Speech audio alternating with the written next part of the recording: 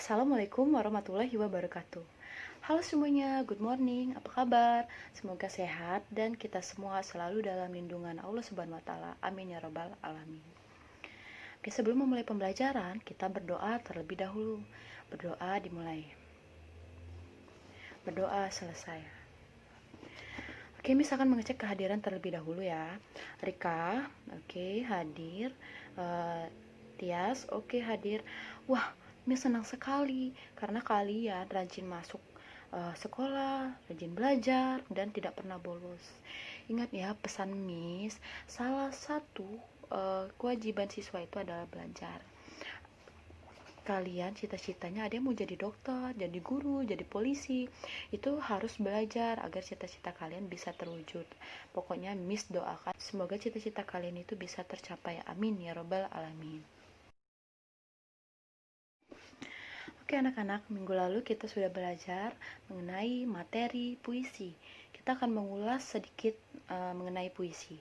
Jadi ada yang masih ingat apa itu puisi? Puisi adalah sebuah karya sastra yang berbentuk prosa dan memiliki nilai estetika atau nilai keindahan. Unsur puisi itu ada dua, yang satu unsur fisik dan satu unsur batin. Unsur fisik itu terdiri dari tipografi, kata konkret, gaya bahasa, imajinasi, dan rima. Sedangkan unsur batin itu terdiri dari tema, amanat, dan nada. Oke, pintar ya. Oke, materi hari ini adalah mengenai berita. Tujuan kita mempelajari berita yang pertama adalah kita harus mengetahui pengertian berita. Kita harus mengetahui unsur-unsur berita dan kita juga harus mengetahui atau bagaimana cara menemukan unsur-unsur berita yang terdapat dalam sebuah teks berita.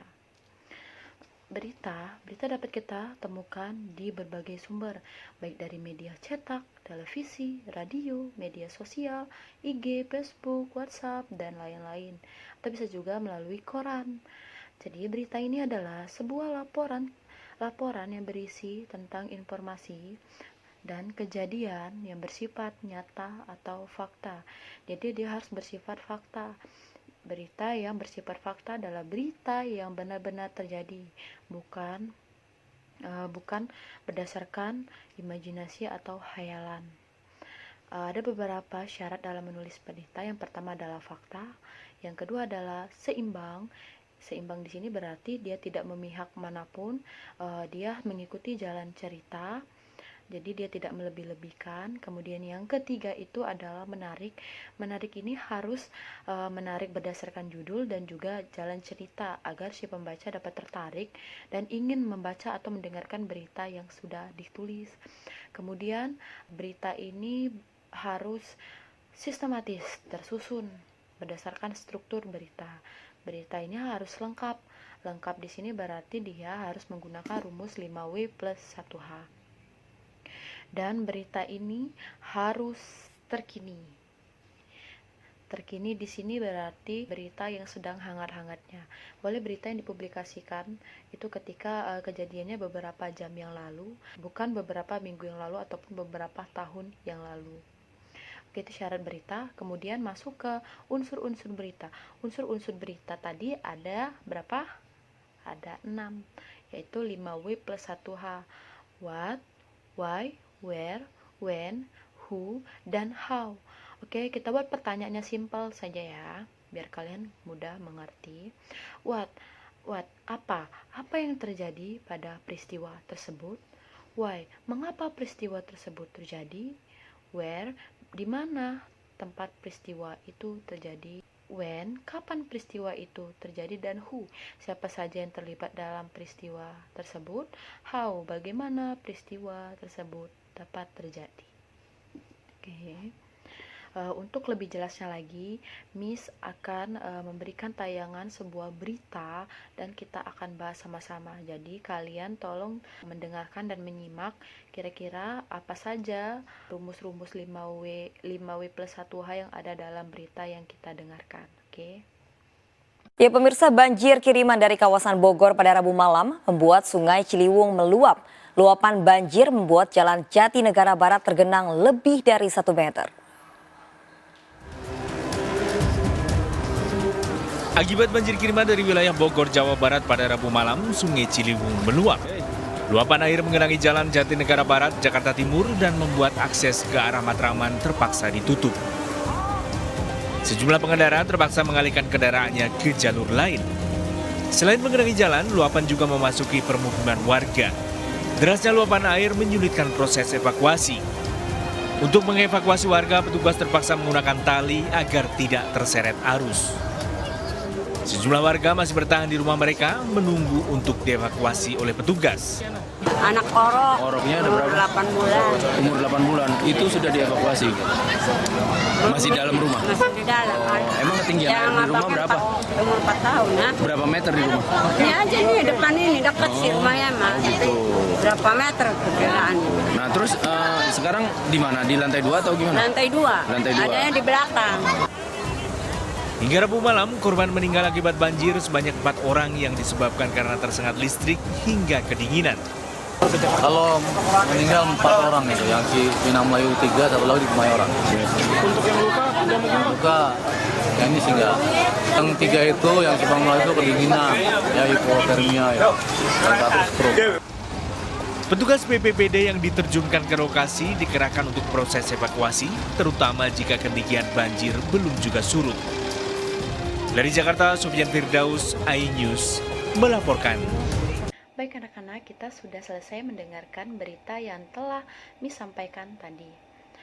Sekarang kita akan membahas unsur-unsur apa saja yang terkandung dalam berita yang sudah kita dengar. Oke, unsur yang pertama adalah what? Pertanyaannya, apa yang terjadi pada peristiwa tersebut? Jawabannya, yang terjadi pada peristiwa tersebut adalah banjir di Sungai Ciliwung dan di Jalan Jatinegara Barat. Kemudian yang kedua, pertanyaan yang kedua adalah who? Siapa yang menjadi korban dalam berita tersebut? Yang menjadi korban dalam berita tersebut adalah warga atau pemukiman penduduk serta pengemudi jalan di Jatinegara Barat. Kemudian yang ketiga, why? Mengapa peristiwa itu bisa terjadi? Peristiwa itu bisa terjadi karena meluapnya Sungai Ciliwung yang diakibatkan oleh datangnya banjir dari arah kota Bogor dan juga menyebabkan dampak terkenanya banjir di Jalan Jatinegara Barat. Kemudian, when? Kapan peristiwa itu terjadi? Peristiwa itu terjadi pada hari Rabu malam. Kemudian where, di mana peristiwa itu terjadi? Peristiwa itu terjadi di kota Bogor dan di kota Jakarta. Kemudian yang terakhir itu adalah how, bagaimana? Bagaimana peristiwa itu bisa terjadi? Nah, jika pertanyaan anak-anak seperti itu, maka jawabannya boleh kesimpulan berita yang sudah kalian dengarkan tadi. Dan boleh juga pertanyaannya seperti ini, bagaimana kondisi korban yang terkena banjir? Jawabannya adalah 4 orang meninggal dunia, 3 orang tersengat listrik, dan 1 orang meninggal karena kedinginan.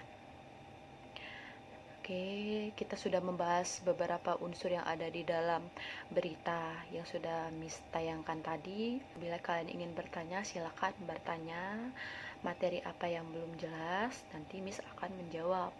Ingat, jangan malu untuk bertanya, karena Miss sangat suka sama orang yang mau bertanya dan berani mengungkapkan pikiran. Oke, jangan takut. Selanjutnya, tugas kalian adalah kalian harus menulis ulang berita berdasarkan rumus 5W+1H yang sudah kalian catat tadi. Oke, kita belajar membuat sebuah berita.